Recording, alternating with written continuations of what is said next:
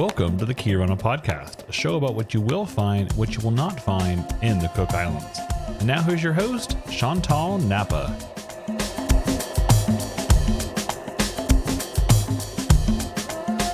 Kia ora, kia koutou tātou tōnu koni I a mātou tungu te warawaro, Rarotonga Cook Islands. I'm your host, Chantal Napa. Welcome back to Orana podcast, a show about what you will find and will not find in the Cook Islands. Today I have Aporo Kirikava and his brother, Maeva Kirikava, with me. Now I go because I've actually known these boys all of their lives. And they're not boys, they're gentlemen with their own families, right? With their own wives and children. And we have a history that goes right back to, like, what year were you born? 81. 81, right? Because I was born in 72, everybody, okay? And Maeva, you're a... 78. Yeah, 78, right? See? Did you guys all notice they're younger than me? My life. So in 1970-ish or 71, my mother, Te Moana, she was posted to Aitutaki because she was there for 13 months, my mum was, right? And she was attending to the primary school children for their teeth, right? Because she was a school dental nurse. She befriended Aporo and Maeva's mother, Dora Harrington, right? Dora Harrington. Those two became best friends, my mum and Dora, which is the mother of these two gentlemen, Aporo and Maeva. So because my mum was best friends with their mum, I used to go with my mother. You know, I ended up being born in Aitutaki, everybody, okay, right? Because my mum was there for 13 months and my dad, Lionel, used to go over to Aitutaki and see my mum. And then, like, just throughout my whole life, we would go to Aitutaki, visit your mum, and you guys were the babies. You guys were the babies. And so up to years later, I am interviewing them because my daughter, Athena, who is 14, she came home like it was a Thursday. And then she was like, Mum, there's this boot camp next week. And I want to go to it. And I found out about it from my friends, right, at school. I'm like, boot camp. Okay. Now everyone, I think it's 14. And she's like, it's being run by the police. And like any parent, eyebrows go up, run by the police. Oh, okay. And you want to join? Yeah, I want to volunteer. I want to join. It's for 10 days. Oh my goodness. So she's like, and you know, Aporo Kirikava and his brother Maeva Kirikava, they're running it with the police. So I go and like, excuse me, my daughter would like to join this boot camp. I kind of have no idea, but hey, you're with the police, can't be that bad. That's right. It's got to be trustworthy, right? Yeah. Hand your child over for 10 days. That's right. It's got to be legit, like You got a free babysitter for 10 days. That's right. 10 days, you know exactly where your child is. You go, well, Chantal, you pretty much sign your child away, no devices, no nothing. And then I say to you, what does she bring? And then you say, no, it's what she doesn't bring. Yeah, that's right. You know, so it's pretty much anything, your basic bare necessities for you to live. Anything else apart from that, you don't need to bring it on, of course, because we supply everything. We've got food, you know, entertainment, activities, uniforms. So you don't need your devices, you don't need your mobile phones, you don't need a laptop, you don't need your jewelry. No, it's a boot camp. You're not going to be going out and dining out at restaurants or going to clubs or anything like that. I know, and that's what you said to me, the mother. And my daughter's next to me going, yeah. I'm going in, Mum. I'm going in. Okay, so I just, you know, and then I said to you, does she need, you know, socks? No, we got that, got the shoes, the socks, the everything, the whole, oh, wow, okay, right. So she's so excited. Then she's like, okay, packing, okay, you know, what do I pack? Because you sent me a list. Yeah. Aporo, right? You sent me a list, what to pack, what not to pack. I drop her off and I look at another mum, Stephanie Ritawa. and because she was dropping her son off as well. And you ended up having 26 all up at the start. 26, and ranging from the age of, I think the youngest we had on course was 13 turning 14, and the oldest was 17 turning 18. yeah, and my daughter's 14. And Stephanie, I look at her and I'm like, shall we go have breakfast? Like we just dropped our children off for 10 days, right? And you know, What do we do now? yeah, what do we do now? So Stephanie and I went off to breakfast. And it was during school holidays, right? And then basically she came out of boot camp a different person. Yeah, well, oftentimes they do, you know, and we get a lot of hesitation from the young ones. Oh, we don't want to do this, because I think half of them have been forced by the parents to do it. Whereas mine wasn't. And oftentimes it's the ones that get forced into it that ask, oh, can we get another day? You know, can we stay on? Nah, get out of here. You know, we had enough of you doing this. Yeah. So can you bring us all right back, please? Blue light. So police, blue light on a car. Is it the blue light on the police car? Well, actually, I think the blue light is it's more of it's kind of like a principle of hope.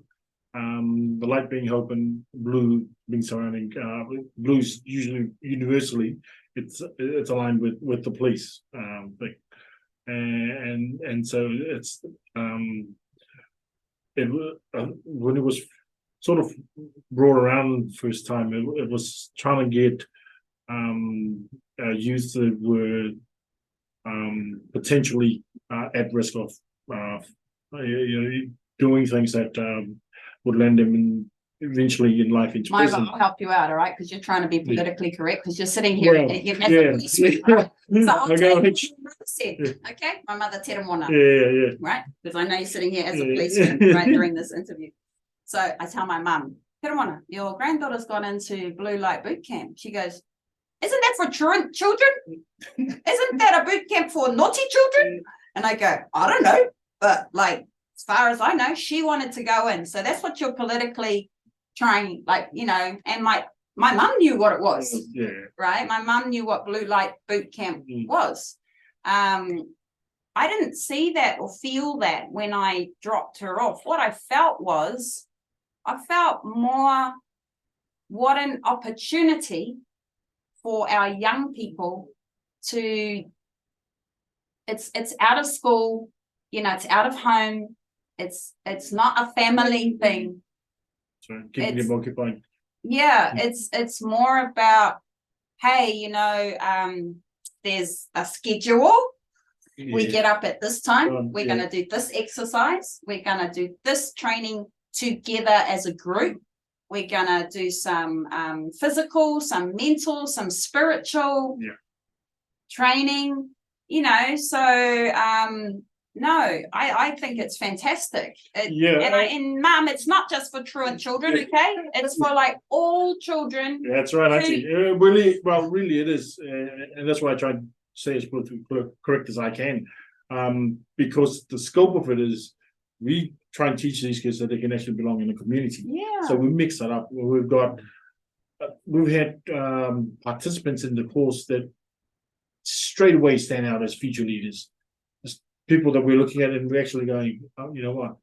Have you ever thought about being a policeman? Because you've got all the attributes that would make a brilliant police officer. You know, you got leadership quality. You care about people. You've shown you care about the other participants. You've got problem solving skills, and you just want to do good. You know, these things. And we spoke to them. We've had success stories where we've had actually participants from former courses that are now serving in the Cook Police Force. Yeah. And that's a big win for us. But we've also seen other participants excel in their chosen field. So we've got a couple that are currently at university at the moment, studying to be lawyers. Yeah. We've got some that are in the automobile industry, working as mechanics. And how long, Maeva, has blue light? How long has blue light been existing for here? Well, before I joined police for me, Yeah, when I joined police, and that was back in 2008, yeah. blue light had already started. Okay. I think they started along the same times as the under 21 discos, or as that was fading out, blue light took over. Yeah. Oh, So I think it really got a strong, steady feet around 2006, 2005, 2006. When the police started looking at more proactive approach to dealing with truancy, dealing with the naughty kids, essentially. yeah, like Calls a them. positive Yeah, approach. yeah. And how often do we run this?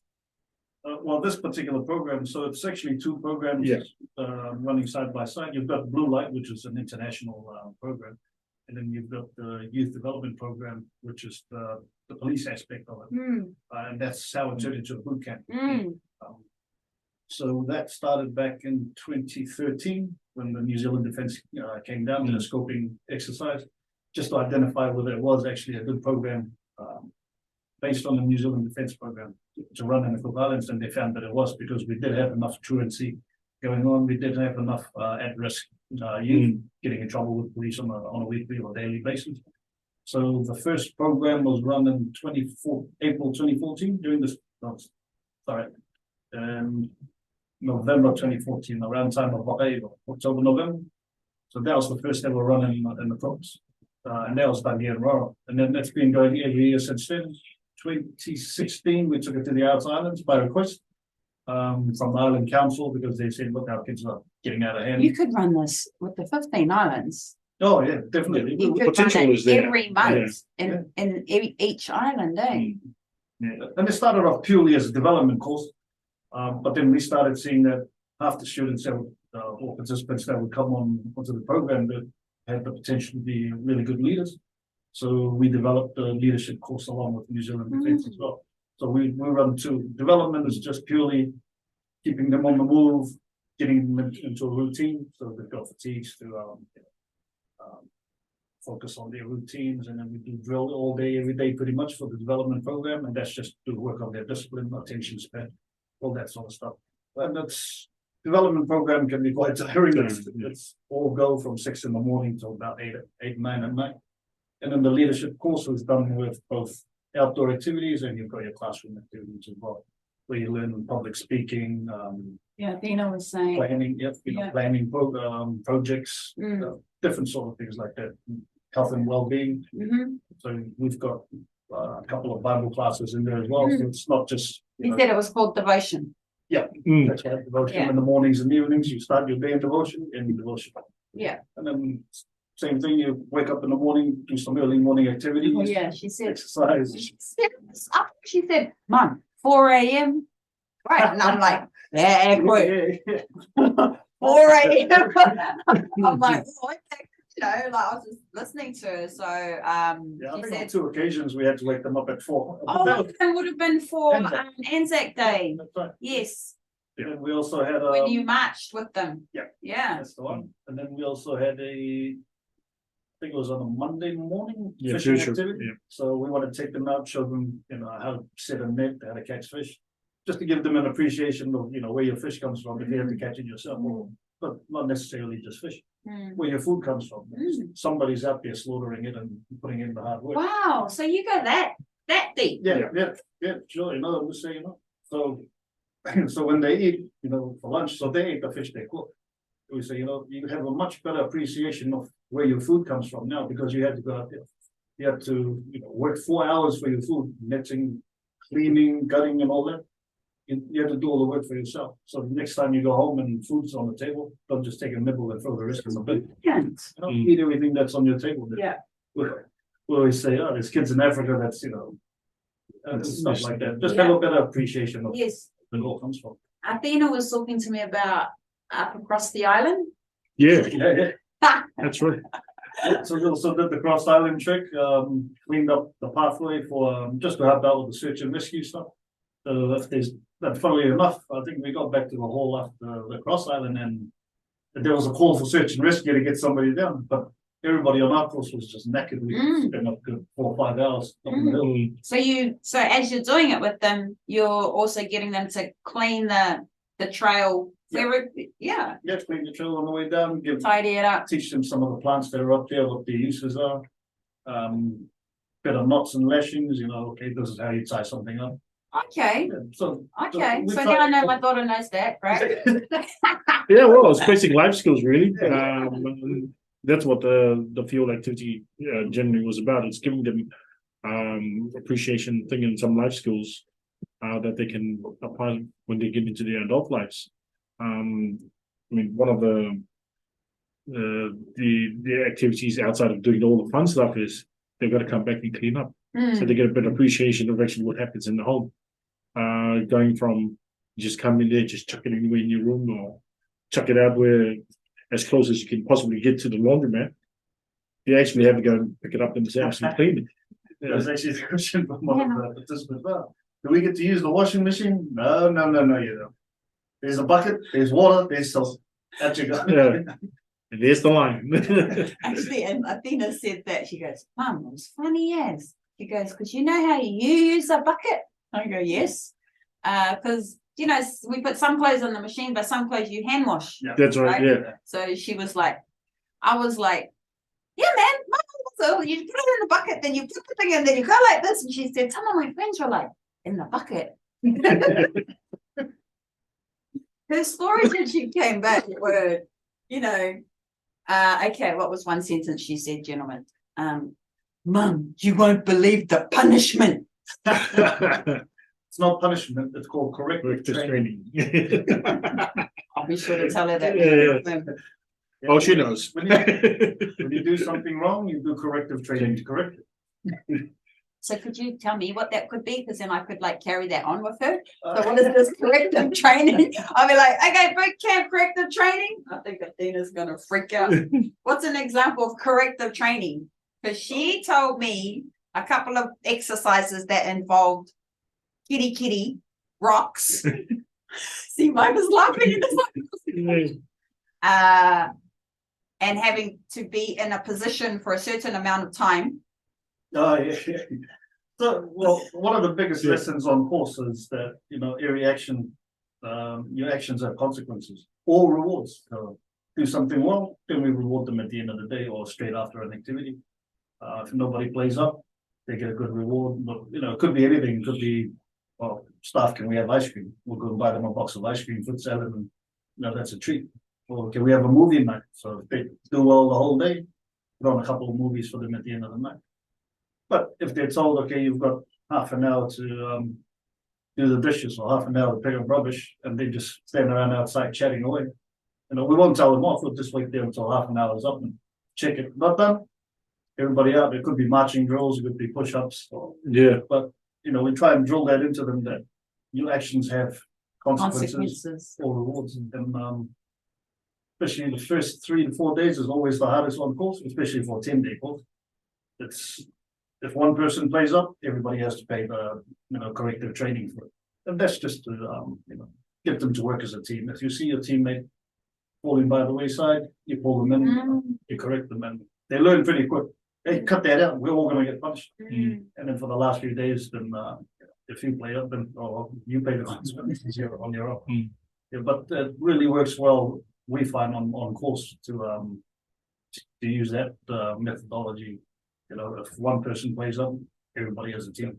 Yeah. So teamwork gets built on really quickly doing that. Cook Island News described the program as this: youths between the ages of 14 and 17 are encouraged to join a Cook Islands Police Service organised program, which will mark the relaunch of the Blue Light-led youth development training. So, thank you so much for sitting with me, because the life skills, the leadership potential, the kids, when I came to the graduation, they just looked so proud of themselves. Yeah. Proud of themselves, and they're young. They've done so much. Yeah? They do really well on course. They come a long way. I know it's only 10 days, but they come a long way in 10 days, especially when you're there to see them from day one. And then on the final day, some parents drop their kids off and say, they don't listen. Can you straighten them up? And at the end of the day, when we do, and that's why I never get up and say anything. That's, I feel like saying, you tell us they don't listen, but look at them now. they've been standing still for the last half an hour, nobody's switching, nobody's moving. But listen, it's just, you have to do your part to make sure they do this, get them to understand actions have consequences. And if they know that, then of course, they'll try and get the rewards instead of consequences. And how you two brothers? How many times have you been doing this, Maeva? This one, blue light. Oh, let's go on. He was involved From 2013. yeah, from 2013. I'm usually involved in the follow-up activities. So I work in the crime prevention division for the Cook Island Police Service at the moment. Now I'm the officer in charge of it. And our aspect is once we get through the complete the course, we try and find the at-risk youths that are no longer going to school or potentially about to leave school. We find employment opportunities for them. But we work alongside CITTI, for example, to get them a bit of qualification so that they can actually have a fighting chance of getting proper jobs. And we have a look at the first course we did. We had a couple of what police officers would call hot offenders. These are your recidivist offenders with burglaries, theft, driving like an idiot on the road. After that course was done, and they really shown out, they were excellent. When they had their graduation, we provided the support, got them into CITTI, I think, and till this day, they're still employed, working with various building companies. Some were working with land holding, some with Pani Muscle and his company, some with Keter Williams. So there's life skills that we managed to get them in the ongoing support, put them in a good place so they turn their lives around. And you see them driving around in the vehicles they're driving around. I work for the police and I can't even get bikes like that. Oftentimes they just need that kickstart, they don't have the resources to. I think though what you just said though, Maeva, it's very important, the after support. Yeah. You can't just run this for 10 days and then haere atu. Yeah. Knowing that after support, knowing that I think it would be a great idea every 6 months, a year, you're like checking in on them. Because they would feel like, oh wow, blue light's checking in on me. And it's quite funny that like the ones we go through, they go through the course, you go through when we walk in community and you hear staff and we know straight away these have been in our courses. Staff. Addresses and stuff on course, so you're picking up right away. Staff. Yeah. So there's staff and there's trainees. Yes, okay. And thinking, staff. Like even my son every now and then he's been in the course, he's been in the youth development, now he's just completed the youth leadership. When I get disciplinarian, your stuff. It becomes an automatic reaction because he knows he's been put in place. My daughter was kind of saying that when she came back, and I said, "Yes, mum's good." She was like, "Yes, staff." Oh, sorry, mum. Sorry, mum. That's what we were saying. I said, "No, it's okay. I understand what you mean." I said, "But yes, mum's good." You get a lot of joy out of this. I can feel. Yeah, interview. It's quite an achievement. It's not just an achievement for them. It's achievement for us. More so as for me, more so as a parent and a member of the community. Yeah. It's I'm really proud of our youth that come out. The confidence that they gain and the self-belief. The course is in all smooth sailing. After the first corrective training, we've got kids that want to quit. They want to call my parents. I don't want to go. I'm going to get out of here. Profanity included. And you can throw all that. It's not affecting me. Yeah, especially around. You can throw any word you want at me. It's not going to affect me. But we keep on selling. No, you need to stay here. You need to quit. Life's not going to be easy.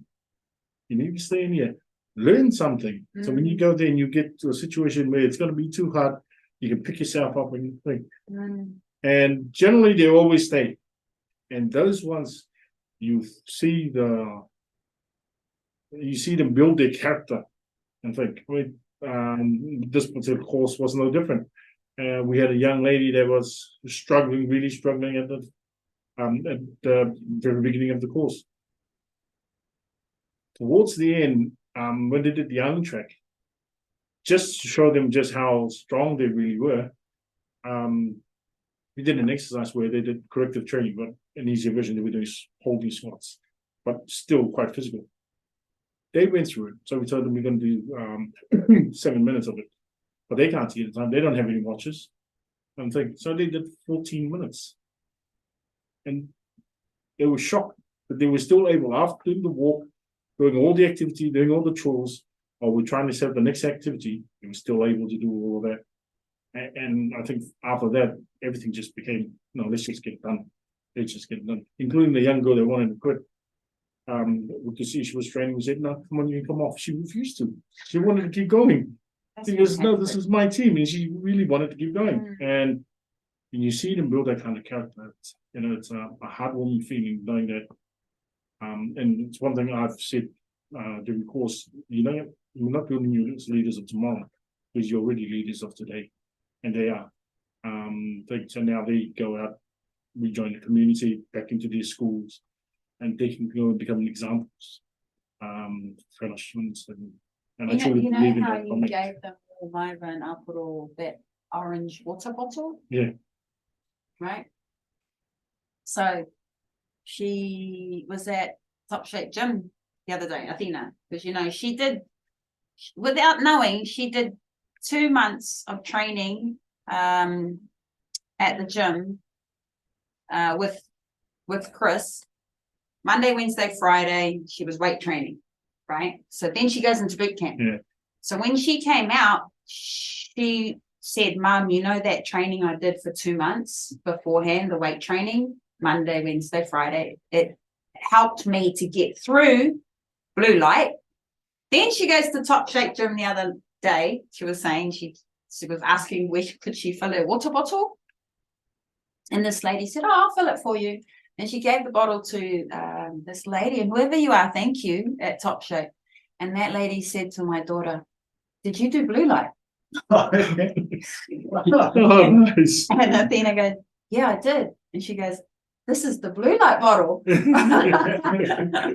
Yeah, and apparently that lady's son, his name is Tiriki. Verena. Yeah. Hi, Verena. Yeah. If you're listening. Yeah, and she said, my son Tiriki did blue light. Yeah, that's right. So Athena felt really like seen, like, oh wow, I'm actually part of the community. Yeah, I'm actually part of the community. Yeah, well there you go. But so that's why I said, oh, whoever you are, thank you, because she just felt proud that, did you do blue light? Yeah. Because it's a big thing. 26 kids, get to do blue light this year. And I know that'll be great if it could be run 3 times a year, 4 times a year, not just in Rara and the outer islands, but I know it's a budget thing, and I know it's a staffing thing, and I know, and I know there's, but I think it's a great idea. Yeah. I think we need one for adults. Okay, we need a blue light for us adults to go into training for 10 days, rebalance ourselves as adults.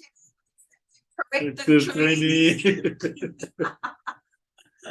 Well, that's why Mama said at the graduation ceremony, listening to what you said when you brought them in, they don't listen to all that. I think it's parents that need to come in and do it. Yeah. But I never said that about my child. My child, I'm just saying that I was like, this is not a bad idea to run a life course like this for any age group. Not that I want to join the military, everybody, but they can, I think I would do it, because I'd be like, I don't know why am I saying that? I think we all need reminders of, what do we need reminders of?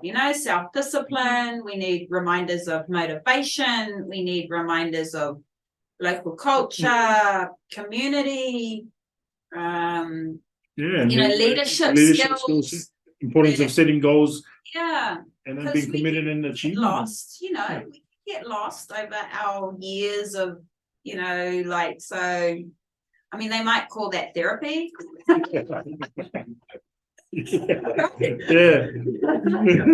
They might call that therapy, but like, I think maybe that's why they have, like, I don't know, those things they send you to, do they do it for adults?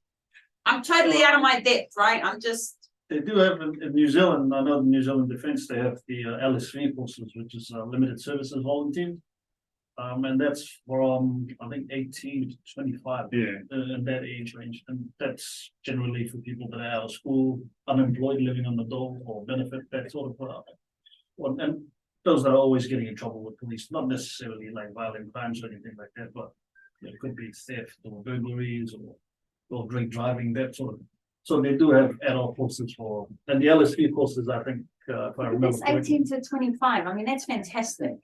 I'm just saying, what if I'm 51 Oh, yeah. and I'm gonna kick myself in, and I'm like, I need a boot camp, you know, I need a, you know what I mean?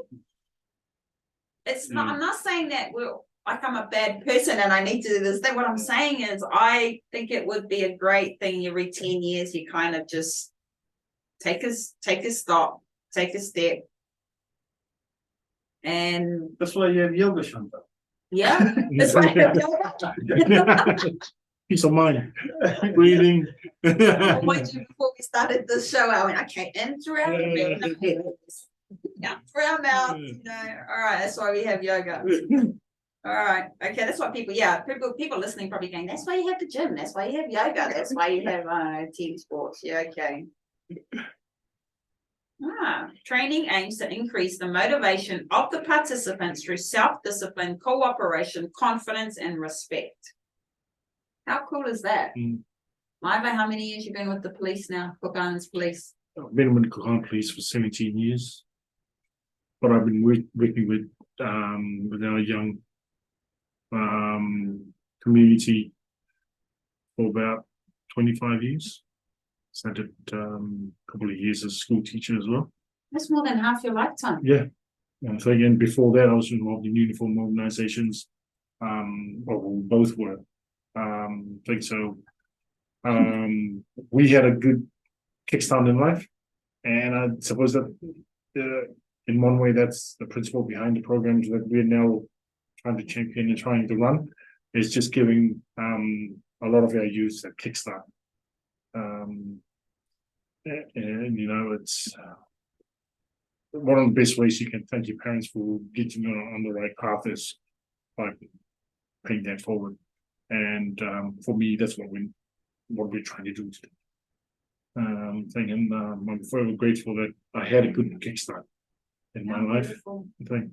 And for us, I mean, we both lost our father, pretty early on. But we had a really strong mother that.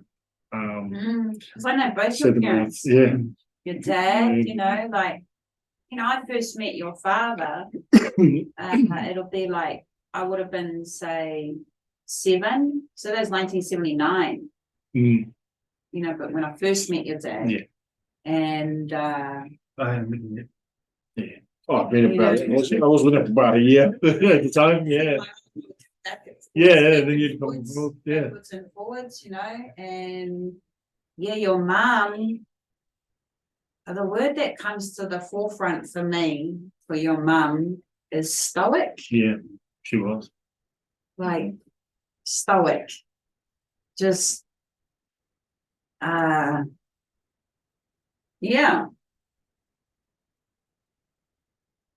going quiet because she's reminiscing. Yeah. She was quite the battle axe, that one. Oh yeah. Well, I've described her and my mum this very similar. Oh yeah, they were very similar in nature and very outspoken. So and a lot of that's sort of instilled in all of us really, because we're not afraid to say what's on our mind. But we also see the nurturing side and that comes out. And you know, everyone listening to the show outside of the Cook Islands, right? These two boys were born and bred in Aitutaki. Okay, they black and yellow. You know, Aitutaki Cook Islands. That's where they were born. That's where they're educated. That's where they're bred. So I used to go across with my mum for holidays to visit their family. And Aitutaki, you got to look it up. I mean, it's just so beautiful. But like, you know what I'm trying to say is like, the first time I ever went to an outhouse toilet was at your house. Yeah. Yeah. In the 70s. Yeah. That's right. Do you remember that? Yeah. Yeah. And there was the plank, Yeah. right? Yeah. So this That was still. That was still there. The foundation of it is still there. yeah. And there was always like fish. Because next door there was the Baxters, Yeah. right? That lived to you next door to you, Yeah. and there was just always fish. Was always fishing. Yeah. Our dad was out pretty much fishing every day with the Yeah. spearing and Yeah, your dad, Maeva. Yeah. I still recall back in the days, you know, when they come back on their buckers down at the beaches and everybody would bring their catch out. Hey, did you get anything? And then just Share them along. I think. Yeah. Still see a bit of it nowadays, but not quite to the extent what it used to be. That's right. Friendship comment, you know, that family spirit was really good to see back then. Yeah. I think saw a bit of that in Manuia when we were there. weren't Yeah. it Well, was. Manuia. Oh well, we went just to have a look at people down on the little wharf fishing, and we went to take the course there. Oh. So we did a youth development course there, and while we first couple of days we were there, we went to have a look at the ature coming in, and so we went to have a look, and you get in there, they've only just started catching it. They turn around and goes, yeah, good.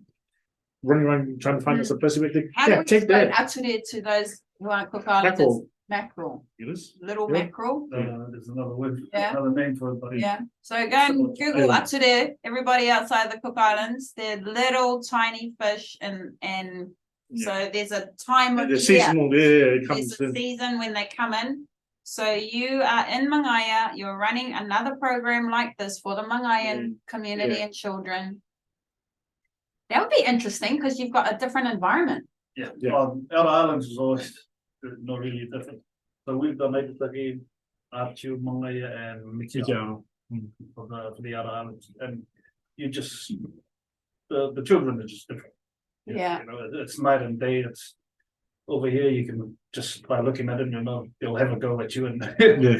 whereas in the Outer Islands, it's quite, you know, they're really well disciplined. You have the odd one it's more kanga, you know, than anything. But it's really easy to work with our Outer Island kids. Over here, you've got your challenging days, and then you got your smooth sailing days. Big bloody smoke, that's what you're saying over here. And our beautiful children in the Outer Islands are, and I don't know what the word is. You know? Oh, if you have a look when we run the course in the Outer Islands, we even went up as far as 40 at one stage because Wow. we could actually manage it because it was a different type of audience we were dealing with. Then we come back here and we're like, now let's keep it down 26 to 30. And because of the staffing. Because in Manuia, you would have all the caves. I'm just saying you'd have a different environment. Yeah. And you'd have access, like beautiful food. I can just imagine. And the landscape would be different, Yeah. right? Then you've got Metiaro, Yeah. where you did that Different, course. different altogether. Yeah, different altogether. And then you said Archu, Archu. right? You know, so different again, different landscape, different. I mean, like when you think about running a program like this in 15 different islands. Yeah. Am I making sense? It's different. It's different. can't Each say- island has different cultures and how they think. So Ngaputulu sort of have different cultures when it That's what comes I'm to trying- yeah. And you go to Mangaia, they've got the governors there, and the rangatira.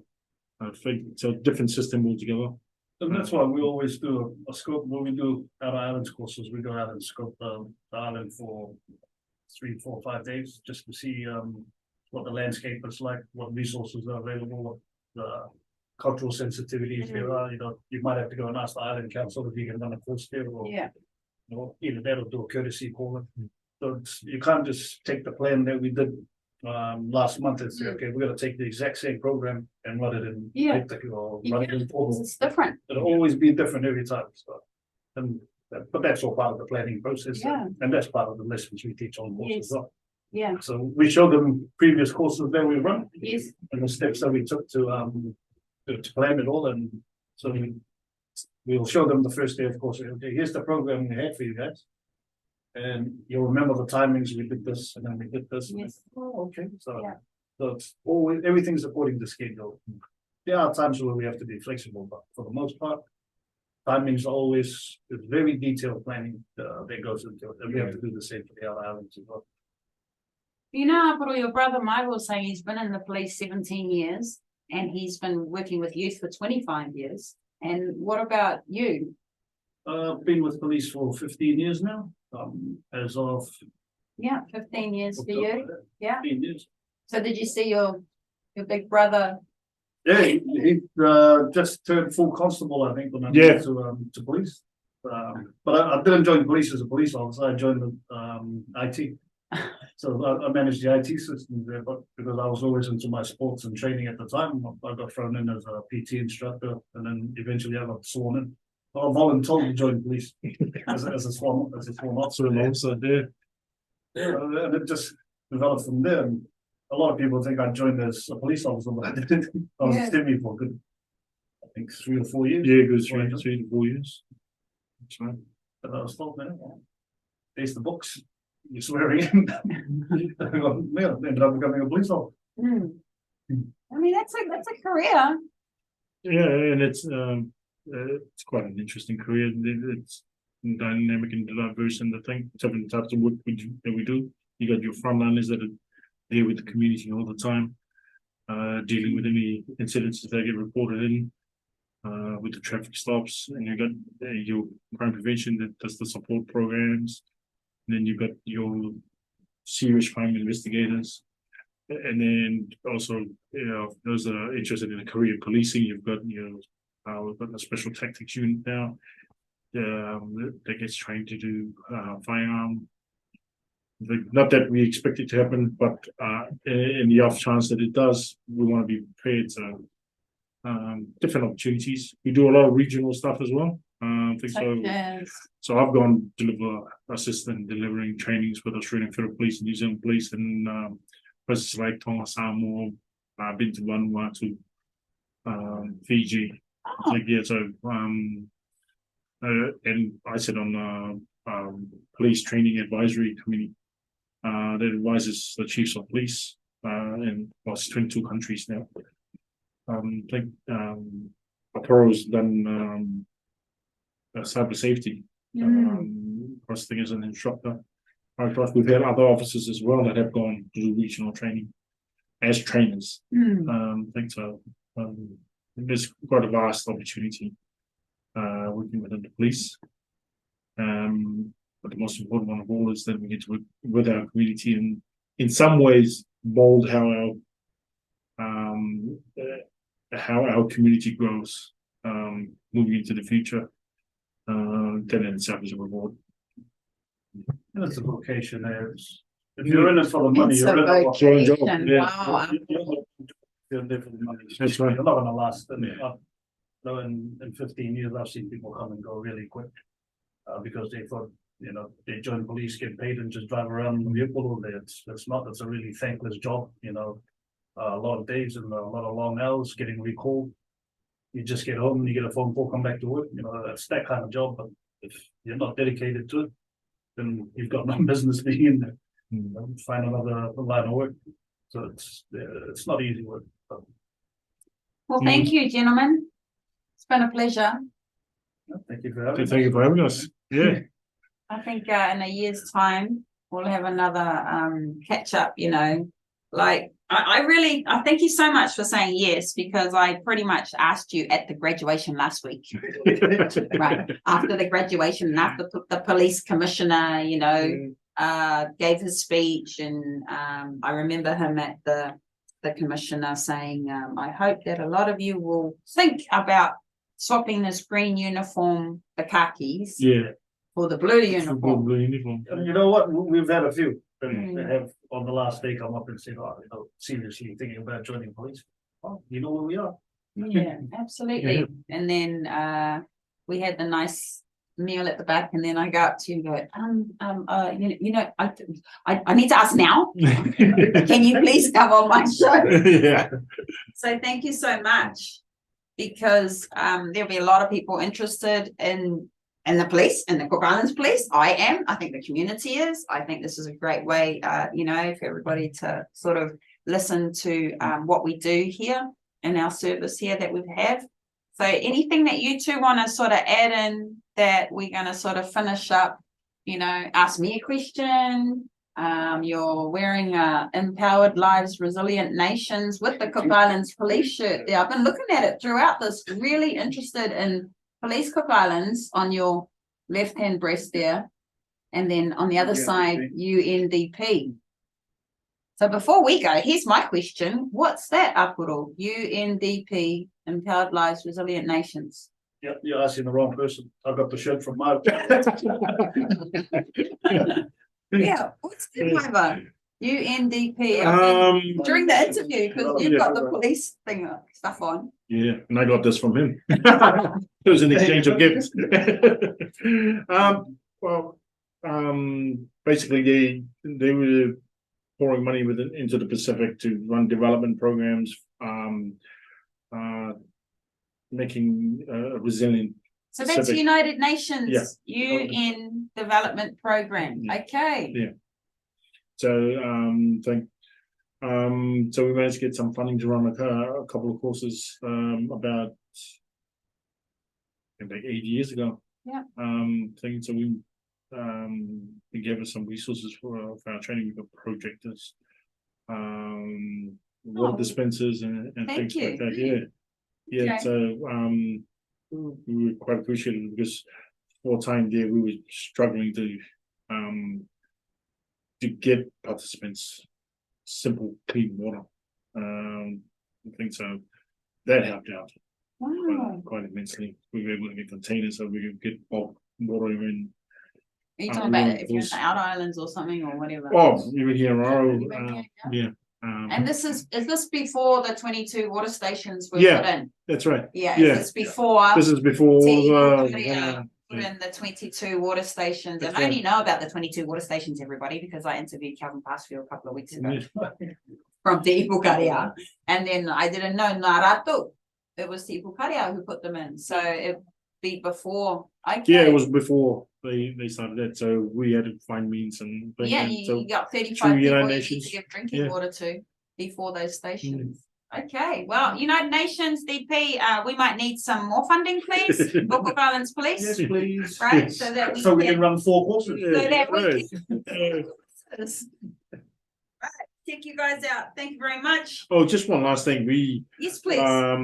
so not just with this program, so with local policing programs, we work with stakeholders, and with this particular one as well, we reached out and Absolutely. yeah, Go so- away. Shout away. we got from Weimar came to our aid, so said, look, we'll give you water, and then it's going to be a long day. Make sure it's cold. We'll chuck some ice inside there to keep the water Thank you, cold. And Weimar. then, yeah, so they even give us some water bottles for them while they're doing their training, physical Very training. We had the Ministry of Health come in to talk about human psychology, how the brain works. We had from the Punong Orana Matutu Daryl come in and talk about leadership. So we had quite a number of other stakeholders that have come into to help us get And this what course through. responses did you have, Maeva? Can you remember off the top of your head? Like food? You would have had to have. Yeah, food. we've had a number of people that don't want to be mentioned. There was some food as well. We actually had the discourse with volunteer facilitators who used to work for the police, give up their time to come and You cooked for 30 people. Well, we've got Wharerokia. He's got a bit of a reputation in Royal, but I tell you, Paddy's been with me on the program since 2014, and he takes leave. He doesn't. We don't pay him. He just takes leave from work, And he spends all that time with the youth program, no pay. He doesn't expect anything from them as well. Dale Hosking's been with us since 2016, I believe. Yeah, 16. And when she comes on course, even when it's to the other islands, the whole family comes. So Dale, her husband, Henry Hosking, and the daughters, they come on course as well. They don't get paid. It's just volunteer work. And then we also had come around, Karina from Top Shed. She came and dropped some food off. We had Noro, Samuel, and Pana bring some food around as well. We had Nika Mavomoto and family, Gertrude and the family bring the fishing net, teach our kids how to fish. From right next door, we had donations from Michael, Baba James Awara and his son Michael Awara, and then those are the ones I remember. Fun. Quite a few. Yeah. We had, come around. we had Sumana, but Sumana doesn't want his full name mentioned, so we won. So yeah, even members of the community that come on, can we bring something? And like, actually, we've got more than enough. But thank you for thinking. Thanks. So just a shout out to those people. Without the support of the community, which has been really fueling our passion for getting the program running, we would have stopped 6 years ago. But the support's been there. Just have fueled our passion for helping our youth and We need. Master's House. You know what we need? Master's House. Oh, yes. Master's House, yes. Yes. Irangi and Yes. Wayne, if you guys are listening, thank you so much for your patience and also letting us use the hall for this event. Last minute, we couldn't get a place right up until I think 3 days before course. That's right. Yeah. And then our patrons that have taken up the role model part of the thing, patronesses, big mitigate the medic man, mitigate atawai, mitigate mitigating just for saying yes. Yeah. Like for those that have gone, may they wish them love. So just big thank you to everybody. Thank you so much. You know what we need? We need a blue light sponsored shirt.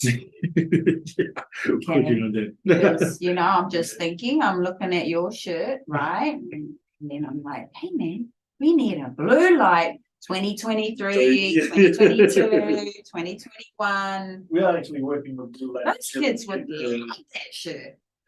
So Right. we do have this with the Blue Light logo on. Do you? 2 or 3 left lying around, but now we're re-engaging them because after COVID.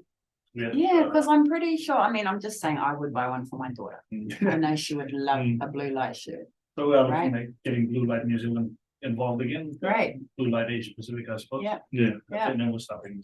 All right. Well, we'll have to send them this episode, when I send you the link. Yeah, basically we will. Thank you so much. I really, really appreciate you sitting with me. Okay. And Maeva, that was beautiful. Ita au tuto Māori noni, because sometimes ka ngaro rea I au, ita tuto Māori runga I te, on this platform, and I don't. So I thought it was beautiful that tuto Māori koe kia pōra tātou te akarongo nei. So thank you nokoni I a mātou, I rarotonga tumu te varavaro, Chantal te ia, ko Aporo, ko Maeva, Kirikava. Thank you very much. Kia Orana, may you live long. Aere Ra, farewell. Kia Manuia means. Kia Manuia. Kia Manuia means good luck. Good luck.